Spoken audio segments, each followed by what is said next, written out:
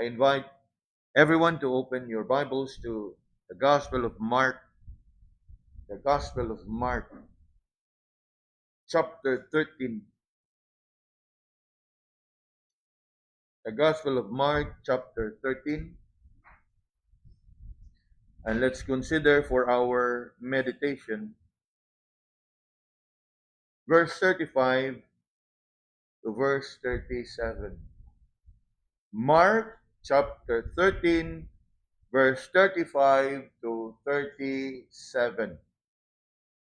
And to those who are with us online, please open your Bibles to this portion of Scripture and let's read together these verses from the Gospel of Mark, chapter 13, verse 35 to 37.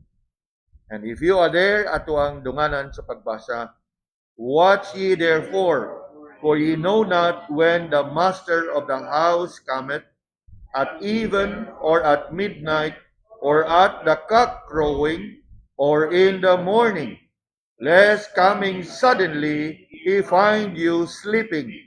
And what I say unto you, I say unto all, watch. Ang Ginoo magapanalangin kanato sa ato ang pagbasa sa iyahang pulong. With all that is happening in the Middle East today, again, thoughts about the end times have taken center stage. There is a resurgence of interest in prophecy. In fact, daghan karon nga ato ang masugatan diha sa social media, imagery, quotation, pictures, drawings, sketches, may tungod sa katumanan sa mga propesiya, especially on the second coming of the Lord, and likewise of the signs to watch out prior to the Lord's second coming. May numdum ko niini sa liha nga, I think 2 years back, or 3 years ago, nga diin adunay niulbo nga kasamok kadiha nga gibumbahan sa mga Hamas ang Israel. Nga diin wa gid sila undangi when the nation of Israel retaliated. Grabe nga kanang bombardiyo ang ilahang nga gisagubang. Grabe nga kanang kahasol ang ilahang nasugatan. And somehow, from there onwards, if you can remember, there has been a showdown, dili lamang between Israel and Hamas, kay ni inter naman po dayon ang Iran, and all those kanang proxies katong mga pundok ba nga kanang suportahan o gipuhunanan sa Iran. With that purpose nga maghatag lang yun og kasamok sa Israel. And one of such group is the Hezbollah, based in Lebanon, north of Israel. And the other one is the kanang Houthis from south of Yemen.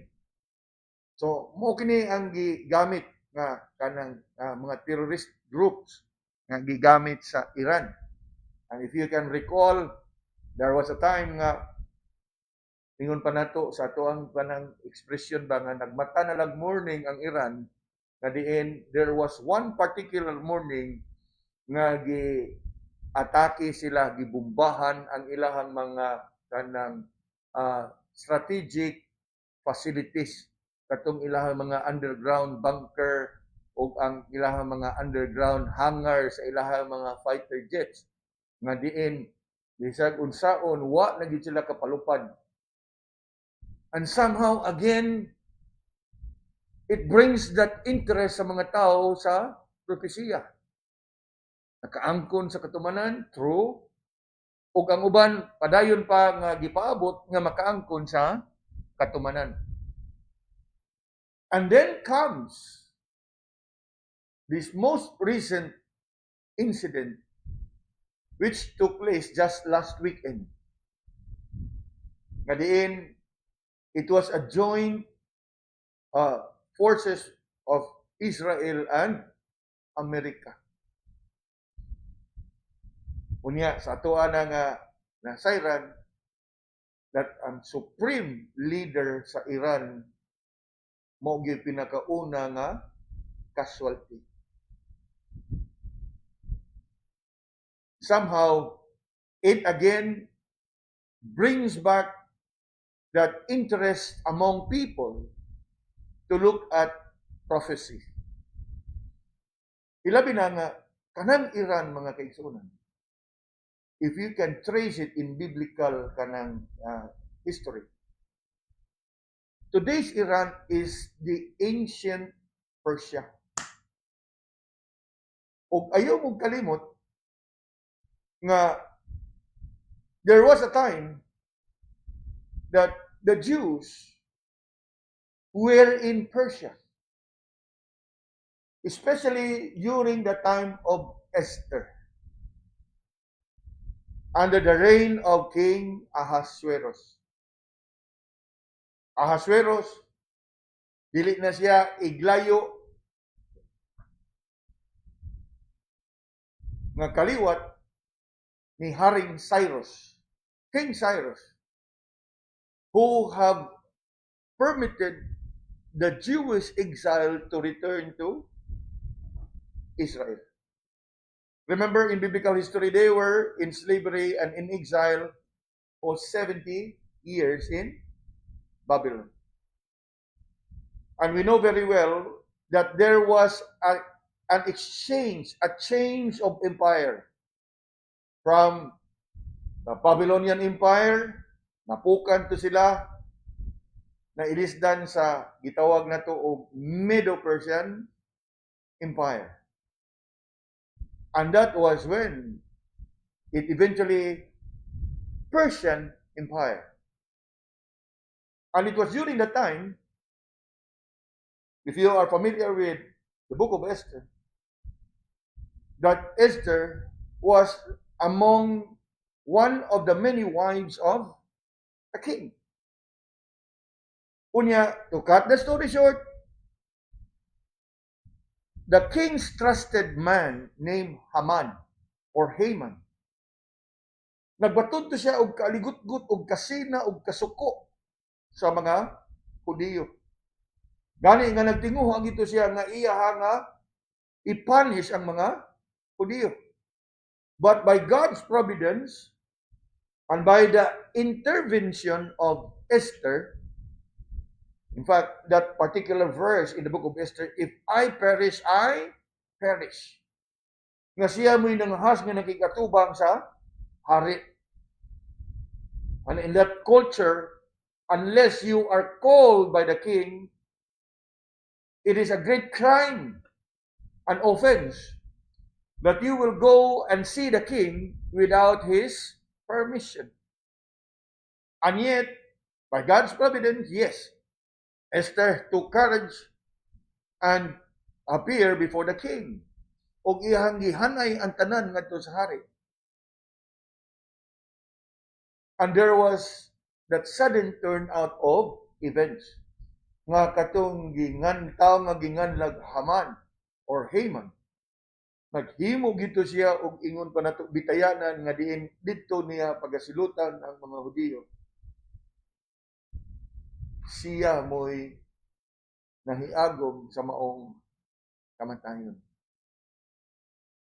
And somehow, yes, there are people that they were so caught up with all these biblical accounts na they want to bring it up to a point nga mura ba og ang uban kanang giingon pa nato nga dito lang po din nga bitaw no kana bang without kanang careful study ba mayon gyud nga bitaw no again which is yes there is some truth in it nga there is that unique bond between Persia and the people of Israel.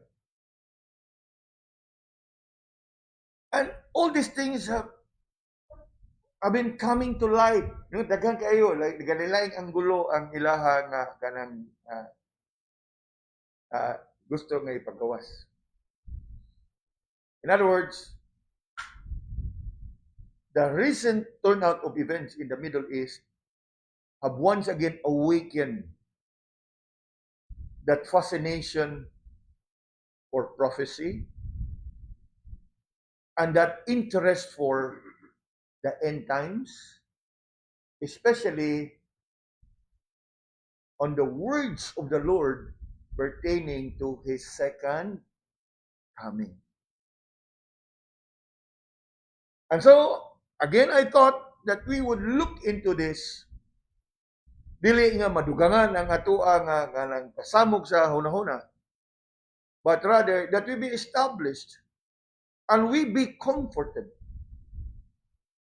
Kaya kung magsige taglantaw ni ini without a proper kanang understanding of the scripture, you can't help it.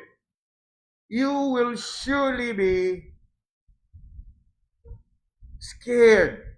Mubati gyud ka og kahadlok, mubati gyud ka kabalaka, mubati gyud ka og kahasol.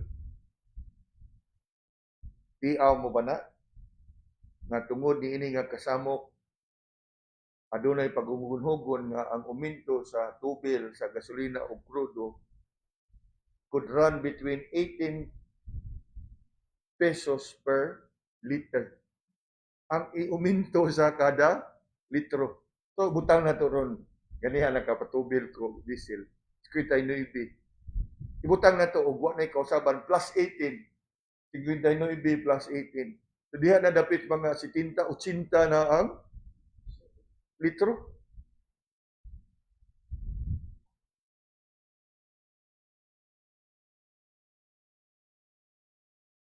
Nga kung imo ginisyan tutukan pag-ayo, apart from a clear understanding of the scripture, higin na ito malikayan, malisang ta, hadlok ta, mabalaka ta.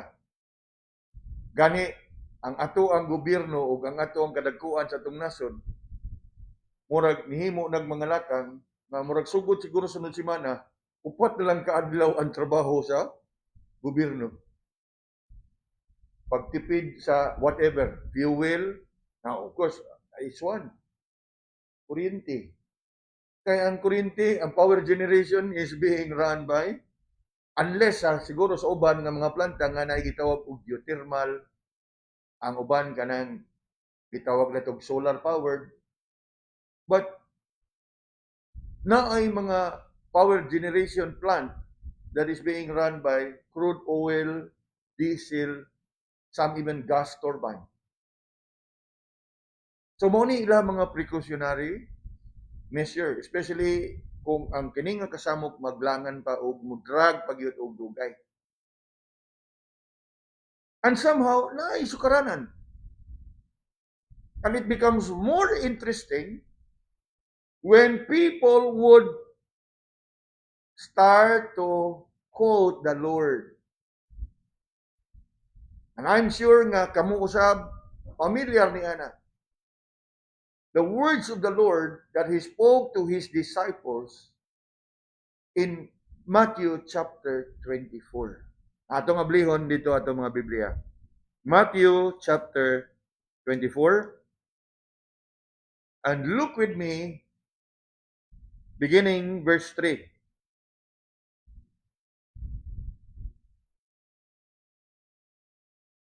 Mo ni pinaka-interesting na dayon kaayo kay kani magud nga verse. Both Christians and non-Christians are familiar unya. Ganahan kayo murag eksperto kayo mamutanaw ani mukutlo ani murag yung mga eksperto. Natanawon ha? Verse 3. And as he sat upon the Mount of Olives, the disciples came unto him privately, saying, Tell us, when shall these things be? And what shall be the sign of thy coming and of the end of the world? So, notice there are three questions in there. When shall these things be? In reference to the destruction of the temple. And then, the sign of thy coming. Nahinumdumi, wa pa gani siyang mubiya. Nangutana na sila, o kano sa kamo? Balik. Sign of thy coming. In reference to his second coming. Wa pa gani siyang mubiya. They already have in mind the Lord's second coming. Nga, ang ikatulong nga pangutana. And of the end of the world. Now, sa mga dili magtotoo, mo ni lagi kabalakan, samok na sad sa Middle East. Hapit na gyud matapos ang kalibutan. Pero sa mga Kristohanon, samok na po sa Middle East. Hapit na mubalik ang Ginoo. Nakuha na to? The world, they don't have any excitement about the Lord's return. Ang ilahan lang yun, hapit na maglipay ta, kay gamay na ito ginubuhay din sa kalibutan. Eat, drink, and be merry, kay hapit na ma-ending ang kalibutan. Sa mga dili, magtotoo. Pero sa mga magtotoo, there is that sense of excitement. Not because the world would come to an end soon, but because the Lord is coming very soon. Nakuha na ito. Ug mao ni siya ang sa ako nang ingon that even non-Christians would love to quote. Gani, you find it interesting that they can even sound very scholarly and very eloquent. Oh, you shall hear wars and rumors of wars. Which is true. Now, come down to verse 4. And Jesus answered and said unto them, Take heed. Take heed. Take heed what?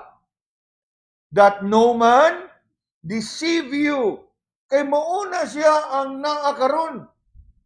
They can bring their own understanding. They can post it in social media and they sound very scholarly. They sound very eloquent. They sound to be very academic with supporting biblical scriptures, biblical verses. Kunya, ang tao, in taon nga magbasa, malisang. Ang tao, in taon nga magsunod, mag-uol. Pero kung atong tunan ang pulong sa Ginoo, take heed that no man what? Deceive you.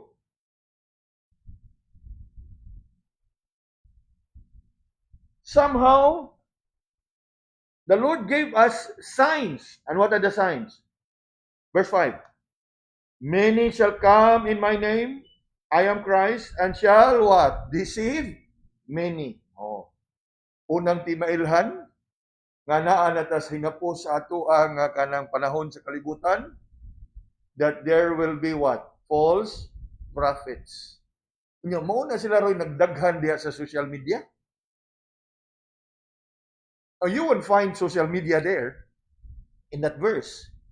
Pero imo nang i-apply ng bersikulo karon, we're not talking here about preachers, false teachers and false prophets behind the pulpit, but false teachers, false preachers on social media.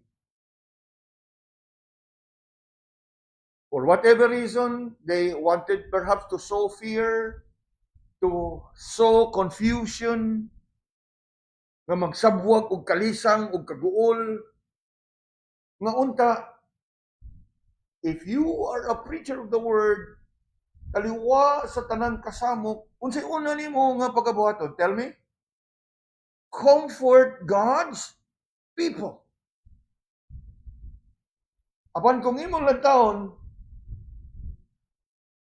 they are what we call Christianized doomsday sayer. Christianized doomsday. Ito mga Nostradamus sa una nga ngit-ngit kay mga panagtan sa kalibutan. And they are the Christian version of doomsday seers.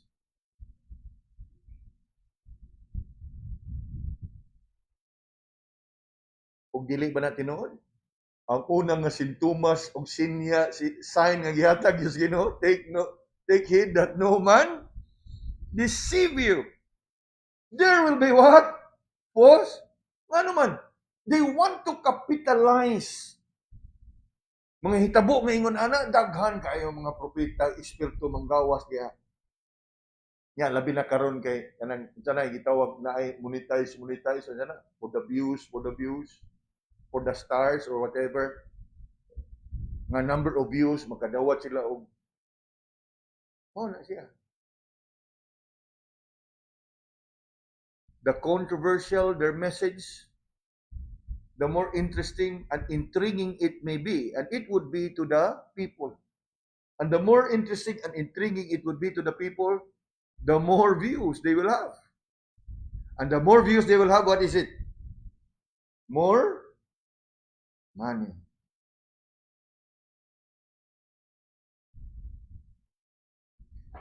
Kay ang pinakauna gyud nga gihatag nga sign sa Ginoo tilimadpon, nahapit na siya mobalik, the proliferation of false teachers. The proliferation of false prophets. And then what? Verse 6. And ye shall hear wars and rumors of wars. Mao na ni.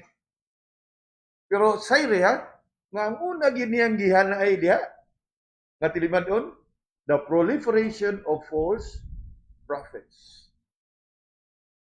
Unya, gihulagway pag yun niya diha, nga mudaghan ni silang false prophets and false teachers, and they will indeed be doing a great work.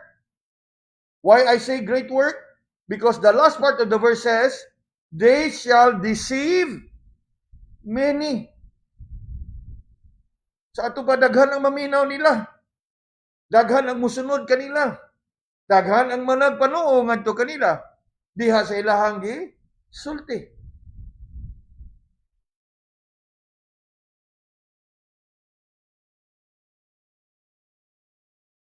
Apan tan-aw ragod ang giingon sa atong Ginoo in verse 6. Ye shall hear of wars and rumors of wars. Tinuod dili. Tinuod. In fact, the longer it may run, the more frequent it will happen. Pero tutuki pag-ayo ug unsay gisulti sa Ginoo nato diha sa verse 6. Yes, while it is true that you will hear of wars and rumors of wars, unsay isunod gisulti diha? See that ye be not troubled. Nawa po na maingon nga ay sagdi na sila diha ilaha na. Now, we can't think that way. We can't act that way. Apan, the Lord is telling us nga, don't allow these things to trouble you. Kay kabahin ni siya sa tanan. Buti pasabot nga, the end is not yet.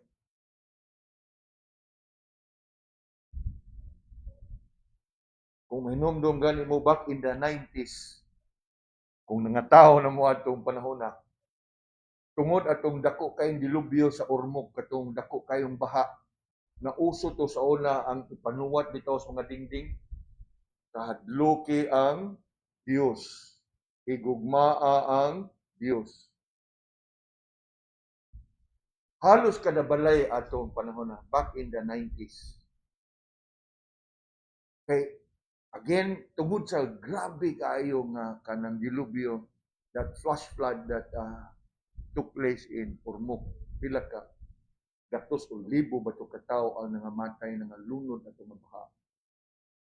Nga mismo ang mga reliyosong pundok naga-promote anak ba nga ilang ibutang sa ilahang mga dingding, sa ilahang mga putahan, sa ilahang ngumdum mga total kaniya to 6 years tayo. Pastang mabalay nga musudlan na eh. Igugma ang Diyos, kadloki ang Diyos. Pero so, diya po kantos bangag.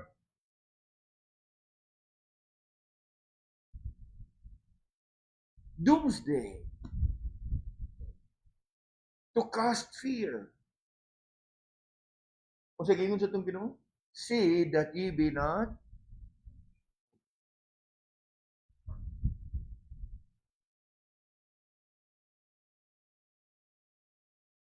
Look on.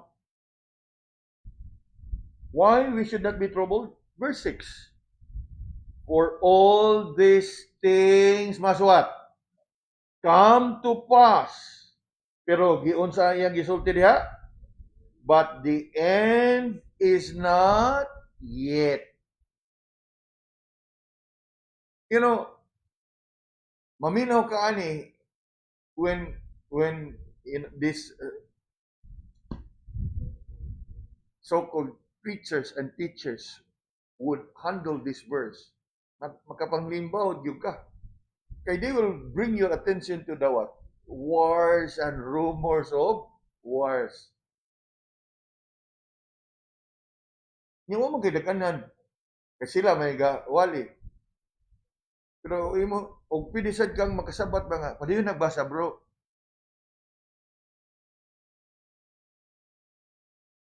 Because they would want to quote that portion only.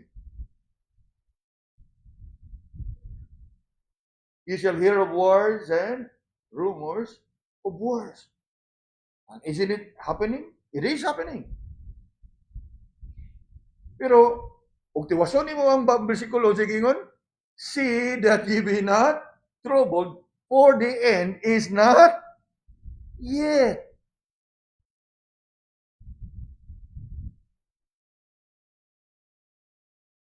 Verse 7. For nation shall rise against nation, and kingdom against kingdom, and there shall be famines, pestilences, earthquakes, and diverse places. True? Very true. Very true. So, gikan sa wars and rumors of wars, ilahatong, they will skip that portion. Unya, niya pa, linog, kagutom, kamatay, pero gilabyan na tong, see that ye be not troubled. Di ka malisang? Malisang. Pero unsay gisulti gid sa Ginoo diha? See that ye be not troubled. You know, there's a lot of deception in our time. And sad as it is, ang pulong sa Ginoo, which ought to be our word of comfort and source of strength and hope, maupay gigamit nga instrumento nga maghasik sa kahadlok ug lagim sa kadaghanan. And that's very sad. In fact, I thought about this message nga atong pagatunan kay lagi. Many of us are quite active in social media, and you may have come across such kanang mga point of views kanang gitawag ro sa mga kabatan-unan og POV. And then without proper kanang discernment, okay yung bitaw no, bitaw no, bitaw no, bitaw no. And that's a big problem. Kung ato ang tanawon pa kayo, see that you be not troubled, for all these things must come to pass, but the end is not yet. Although Jesus indeed mentioned about all these events that we are seeing, kingdom against kingdom, there shall be famines and pestilences and earthquakes and diverse places. Verse 8. Mo ni angay natong hinumduman. All these are the beginning, not the end yet, but the beginning. So tungod niya na mga kaigsunan, ato nga kanang sayron ba, there's a need of a careful reading and a careful handling of the scripture. Again, this is not to say nga kita ra gyud mahibaw ani. Now, ang ato lang is kana bang we will really look at it in entirety. Dili ba nga kanang just a portion. That's the goodness of expository preaching, verse by verse, phrase by phrase, word for word. Nga makuha gid nato ang entero nga kamatuoran.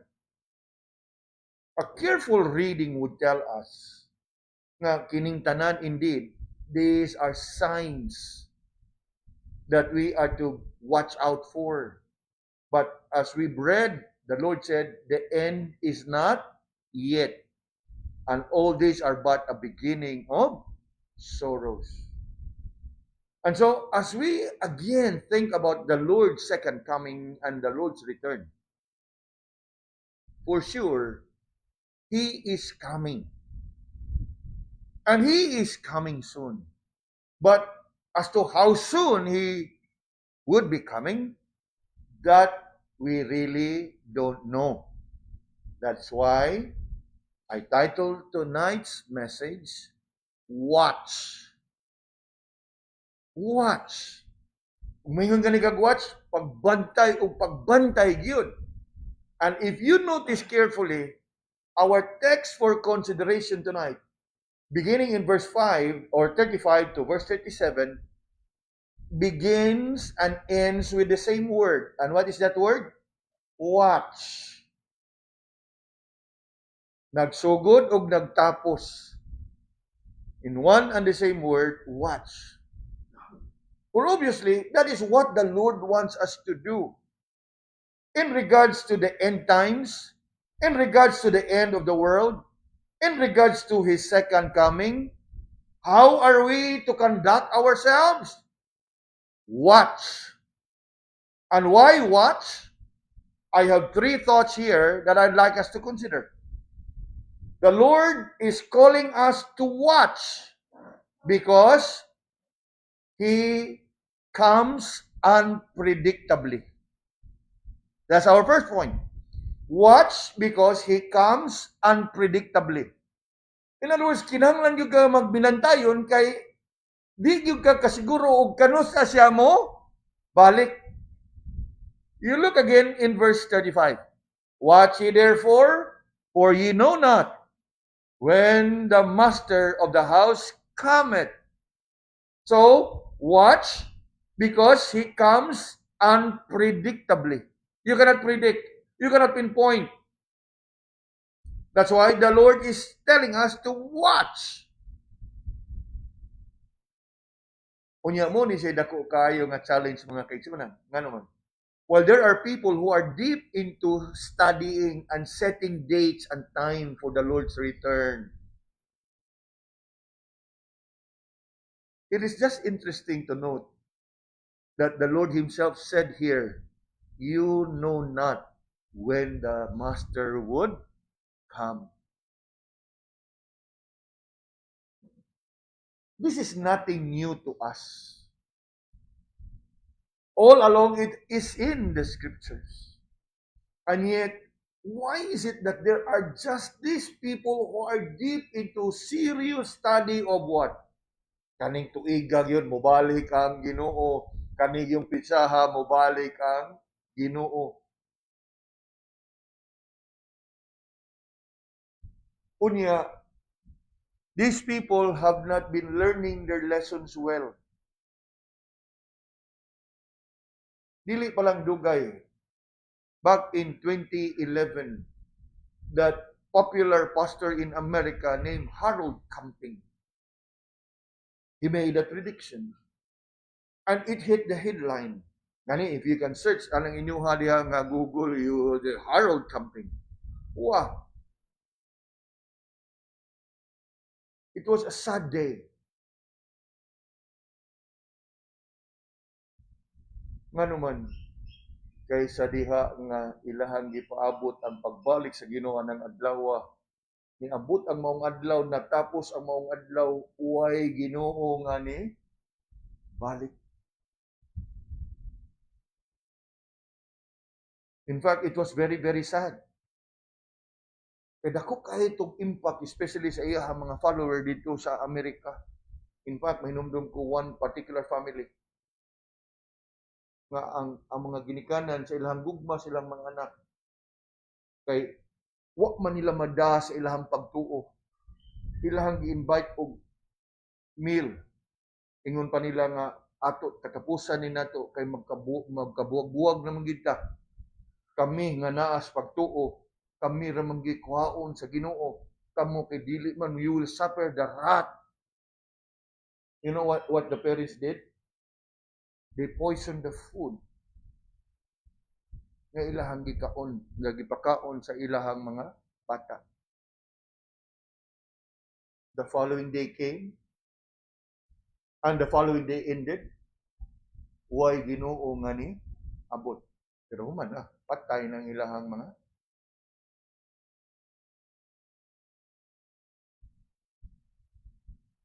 napoy uban mapahimuslanon kayo.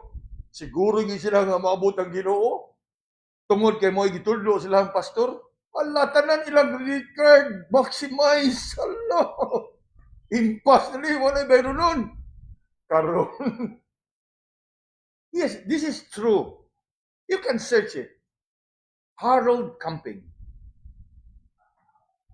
It was a great disappointment, you know. Unya, gani siya. Back in 2011, dili pa man kayo ingon na kanang popular kanang social media reels ug unsa na content. He is one of the highly syndicated nga kanang Christian evangelist on radio. Meaning, ang iyang mga messages is being aired on different radio stations all over America. He do the recording sa iyang church. Iyahang ipada dito kay daghan kayo siya mga listener. Siguro in today's context, daghan og sa content creator pa to siya, daghan siya mga follower. But back in the day, early 2000, is more on radio. Daghan siya listener. Ug tungod niya daghang mga radio station sa Amerika ang mubayad yun niya para lang nga ma-air ang iyahang message sa ilahang radio. That is how popular he was. When it turned out to be a what? False. Ug dili ba na mo atong nabasa in ganiha verse 5? False Christ. They shall deceive many. Now, ay nalang kong pangutan na unsa na katong mga gipangutang nga sagad-sagad dili.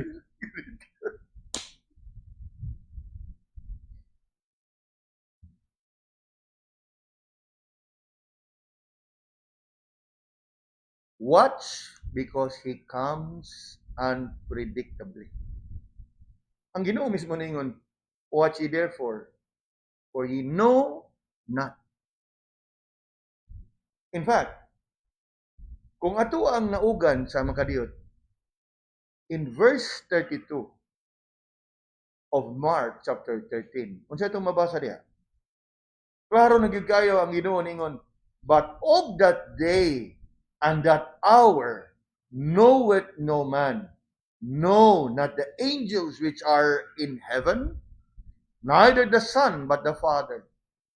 Take heed, watch and pray, for ye know not when the time is. Isn't it clear enough? And yet still people are fascinated with what? Time setting, date setting, aning tuiga, aning adlaw, aning pitsaha. Now, ug mauman then the Lord need not warn us and call us to watch. In fact, gi-specify pa gina pag-ayo sa itong Ginoo diha, watch because he comes unpredictably.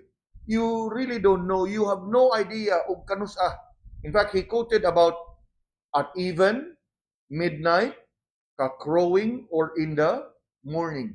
Now, these are actually 4 divisions of nighttime in Jewish reckoning of time. Kanang gitawag diag even, it refers to the period of the night that runs from 6 p.m. to 9 p.m. It's also called the first watch of the night. You know, if you have been using King James Bible, you would know. The Lord would often use this term, the watches of the night. There are 4 watches. The first watch, the even time. Amo na giingon diha at even. 6 to 9 p.m. Unya ingon diha or at midnight. The second watch, 9 to 12 midnight. And then the cock crowing or the third watch. It's the time between 12 midnight up until 3 in the morning. And then in the morning, It refers to the time from 3 to 6 in the morning, the fourth watch. So, Jesus here really stressed the fact that His coming is unpredictable. Dili gyud na nimo matag-anan. Siya mismo niingon in verse 32.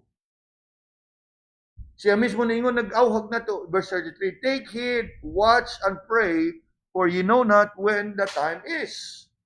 Then coming down to verse 34, agi niya og usa ka pasumbingay o paghulagway ang iyang pagbalik. He likened it to a man going on a journey, who gave his servants some work to do, and he expects each one of them to do it. In fact, if you look at verse 34, sa iyang pagbiya, iyang gitugon ang iyang mga sulugoon o iyang mga saop, and he even set a doorkeeper to watch. Now, obviously, if you look at verse 34, ingon dia, commanded the porter to watch. Porter or a gatekeeper. Duha ka butang. To watch kanos ang mubalik ang agawon, ug samtang nga ang nagbiyahe ang agawon, to watch over the servants kung naghimo ba sila sa ilahang mga buluhaton.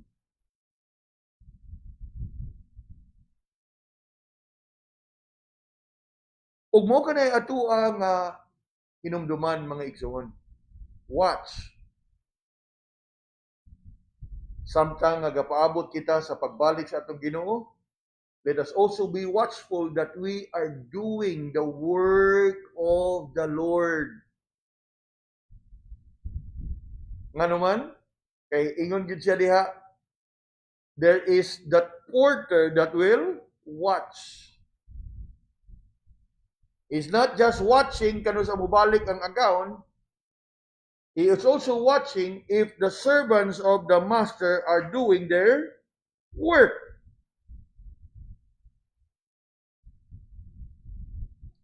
Kaunsay ato ang masayran dinhi. Ang buot na ko nga itong masayran dinhi mga kaigsunan, nga samtang nga nagapanghitabo kining tanan nga tilimadon nga gisulti sa atong Ginoo. Yes, it should remind us of the Lord's return. True. But it should also remind us na while these things are happening, padayon usab kita nga magapanilbisyo mga pangalagad kaniya. Kadili na ta maingon nga, hapit na mo balik ang Ginoo, mamahuway na ta.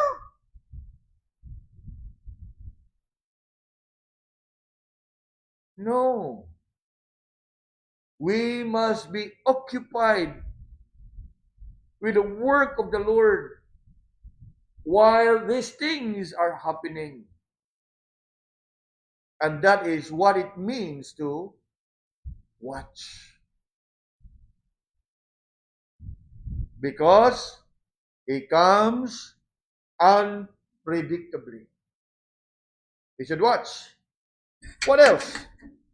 Watch because He comes suddenly. Di na to mahibawan o kano siya siyang balik, pero inigbalik niya, kalit lang siya nga mo, balik.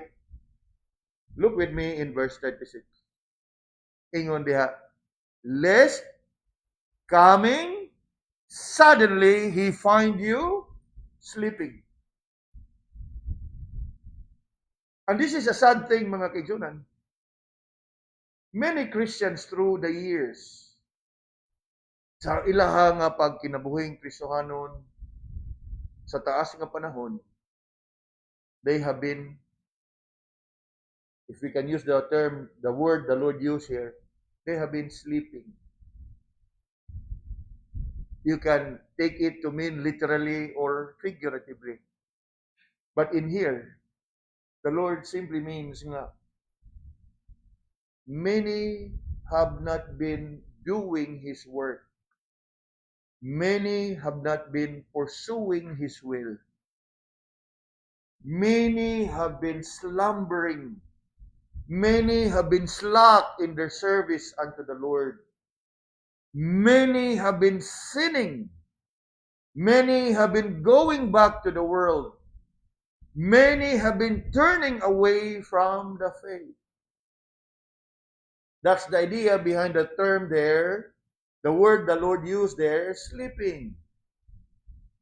Watch, because He comes suddenly. Lest coming suddenly, He finds you sleeping.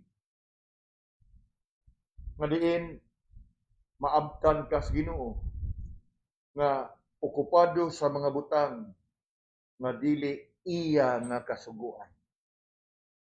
That's the idea behind sleeping. Og sa ato pa na kumpiyansaha ra sad nimo pre oy. That's the term. Lest suddenly He finds you sleeping. And it is very sad. Ngano? Because it is true to many of God's people, especially today. Many have fallen away. We can think of those believers. Some of you may know somebody who may have been strong and solid in their conviction, strong in their faith, faithful in their walk and service, but through the years have gradually slackened. Mura ba og ingon pa nato ni bahar. Ingon pa nato nga murag namugnaw. Ingon pa nato nga eventually they have compromised. They have yielded themselves to the pleasures of the world. They have been so occupied no longer with the things of God, but the things of the world.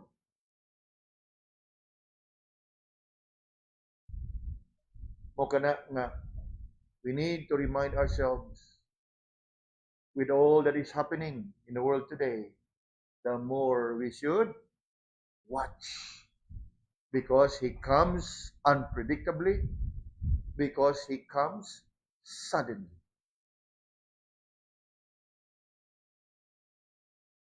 And for sure, dili kita ganahan nga maabtan sa Ginoo nga nagabuhat sa mga butang nga dili makahimaya kaniya.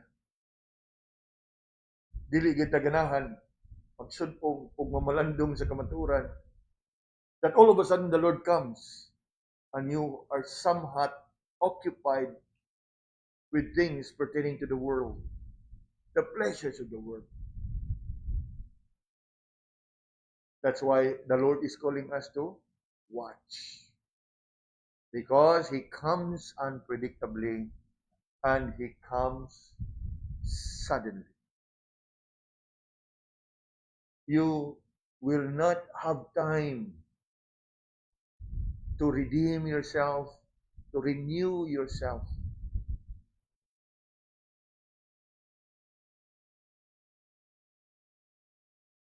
Gani, if you study it in a wider context of Biblia, how sudden the Lord would come? Very sudden.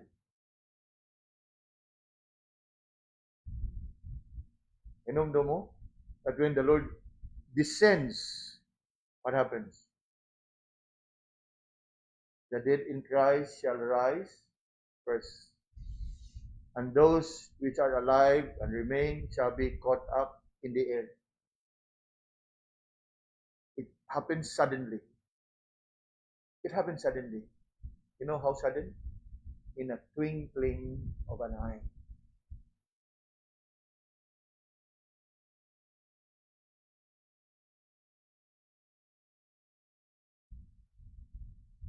Watch.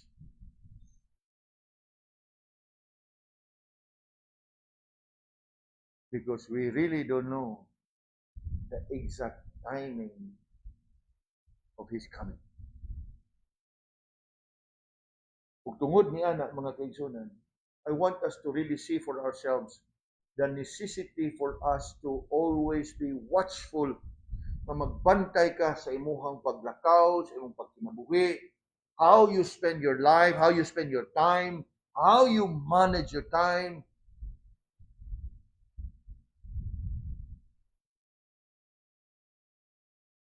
lest he comes suddenly and finds you sleeping. Kung sa mga Tagalog, pabitaw na yung expression, tulog-tulog sa pansitan. What is it? Watch.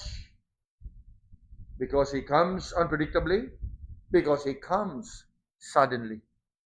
We are to keep awake. That's the idea of keeping watch. We are to be alert. We are to be full of enthusiasm. We should not fall into the trap that we give in to the enticement and the allurements of the world, but rather be faithful, be diligent, be watchful. Kaya kanang word nga watchful, mga kaigsunan, daghan kayo na siya o kanang ingon pa na to idea ba?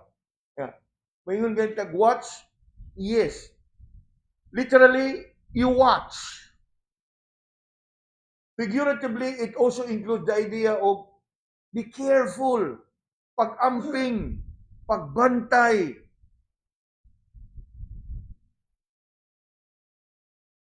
Pareha ba na? This is a common sign and a warning sign. Watch out for falling debris. Kasugat siguro tayo na, di ba?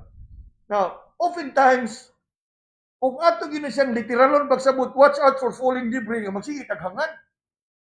No! Watch out simply means be careful. Pagbantay og naay mga tagak. But it does not literally necessarily mean nga maglakaw kang magsige ka og hangad. Just be careful, be warned, nga naa ka diha ni anang dapita. Of course, nowadays, kung makabantay mo modern construction, naanay mga scaffolding, nga naanay murag kanang net. And still, there's that warning. Watch out for falling debris. Because the idea there is not just to literally watch, na maghangad yung ay mahog, but to watch out sa pagbantay sa pag-amping. Mao po na pag-ingon diha, watch. Dili ka magsige lang kag hangad gikas langit kalo sa balik kag Ginoo. It's not about that. Beware, be mindful, be conscious. In fact, that word beware is a short form for be aware. You should know. And that is included in that word watch. Be awake, be alert.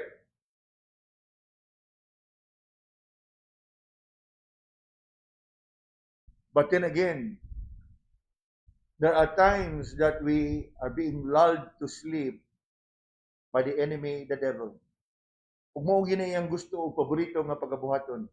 He want to lull us into sleep. He want to kanang isway nga iya gitang lingawon pagayo, ihili-hili kita niya pagayo nga murag malingaw ug makampante kita sa kalingawan sa kalibutan nga daw malimtan na nato ang kamatuoran, ang realidad nga hapit na mobalik ang Ginoo. And so what happens? Sad as it is, many have fallen by the wayside. That's why we are to watch. Because he comes unpredictably, because he comes suddenly. Thirdly, mga kaigsunan, we are to watch because he comes certainly. He will certainly and surely come. Come with me to verse 37. And what I say unto you, I say unto all. And what is it nga iyang mensahe?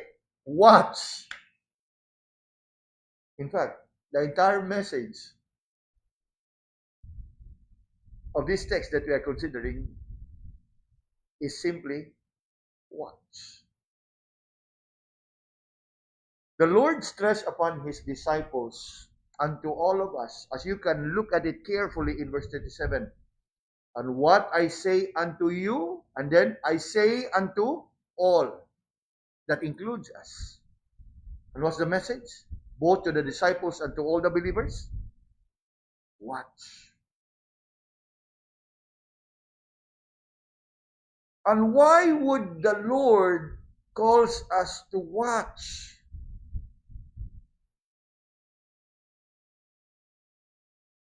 It is because He will certainly come.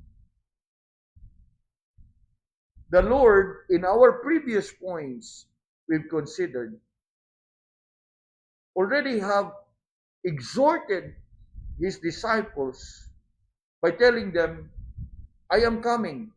But let me tell you that my coming is unpredictable. I am coming, but let me tell you that I am coming all of a sudden. What does it tell us? By telling us that His coming is unpredictable and sudden, it should impress upon us that He surely and will certainly come.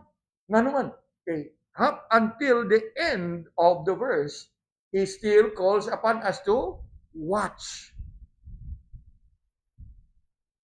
And the fact that the Lord calls upon us to watch, igo na kana nga maghatag ka nato sa kamatuoran ug maka-establish ka nato sa mong kamatuoran nga mubalik gyud siya.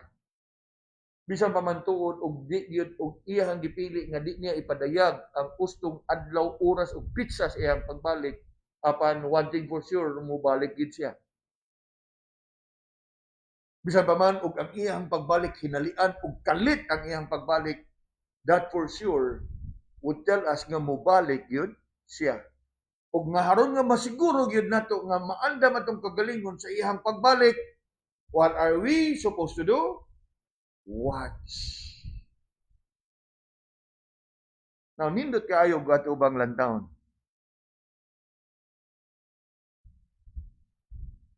Nga naman,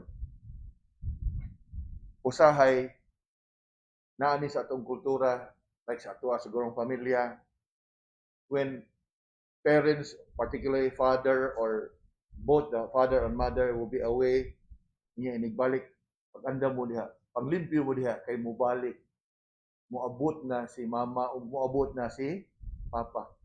Ang uban, ngayon ba gani nga, labi pa, ngayon pala to kanang from overseas or from a long travel, paghaligo mo kay haron humot mo inikabot ni mama o ni papa. True? In other words, there is that sense of excitement.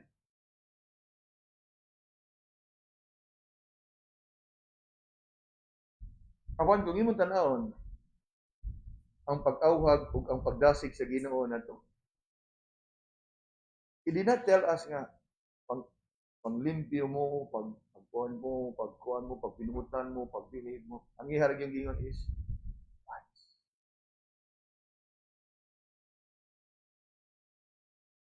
Wala ba gitawag ba nato mga requirements ba?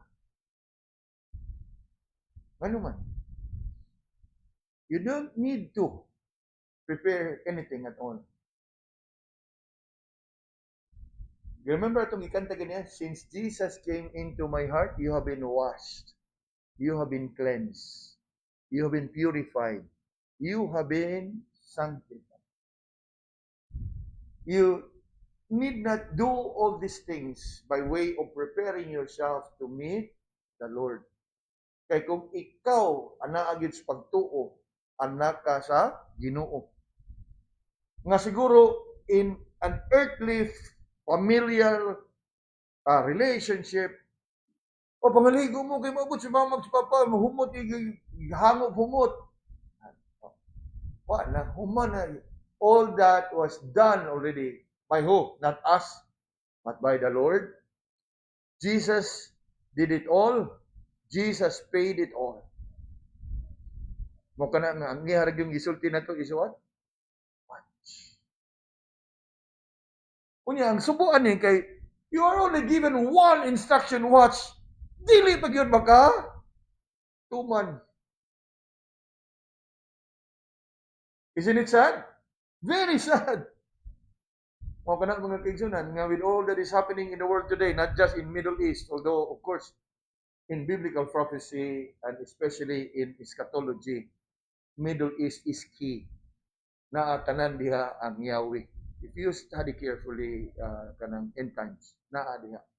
Mo kana nga og kinsa na diha isa o kinsa na diha magsamok-samok ug magkiat-kiat diha maalibwag yun ang tanan because they have a key role in biblical kanang eschatology. But as we have learned tonight, see that ye be not troubled, for the end is not yet. All these are but the beginning of sorrow. But instead, the Lord is telling us tonight to what? Watch. Watch. Just as the Lord begins our text with a call to watch, He is closing His message with one and the same sharp, strong, and steering warning for us to what? Watch. Now, isn't it comforting, mga kaigsunan? Isn't it comforting? Mataliwa sa mga kahasol o kasamok o mga kabalakag, mga kagubliyang karon sa kalibutan, ang gimando ra gyud sa Ginoo nato is what?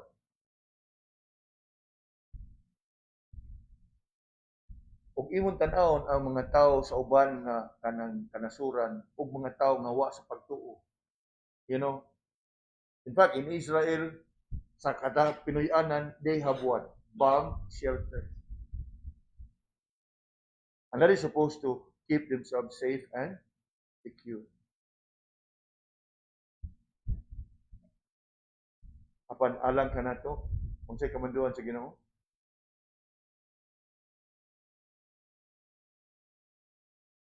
What a comfort. What an assurance. Nga naman, kay kining tanan, ato anang nasayran ganiha, all this must come to pass. You can't help it. May tabo yun tanan. Ug naa pay mga hitabo nga sama ni ini. And yet, unsay giingon sa Ginoo? See that ye be not. And so, mga kaigsunan, taliwa sa mga panghitabo sa kalibutan, yes, magdagahadlok, mga kalisang, mga kabalaka, mga kaguol, mga kahasol, apan take comfort. Continue to look up to the Lord and trust in Him. And take heed of what He said. Watch. Watch. And it is my prayer nga kita sa atuang personal nga maglikaw og pagkinabuhi, we be mindful and conscious that indeed, regardless of what is happening around us, we are safe and secure in the hands of God. In fact, ang atong Ginoo nagasaad gyud diha sa iyaha nga pulo that He has not appointed us unto wrath. Yes, there will be casualties of war. Daghan ang mga angol, daghan ang mga biktima, daghan ang maapektahan. Apan sa gingon sa atong Ginoo, all these things must come to pass. Ang atong kasiguruhan ug ang assurance is that regardless of what could possibly happen sa atoa in these earthly bodies, it cannot alter nor affect the security of our soul. Mo kana nga we just have to what? Again, watch. I trust nga nakaangkon kita og dugang kasayuran o ganiini nga mga dugang kasayuran, establish kita. Nga taliwa o aduna may mga kabalakang kagul kaysa kung dili mag-uulan na 18 na ang mintos, litros, tubil.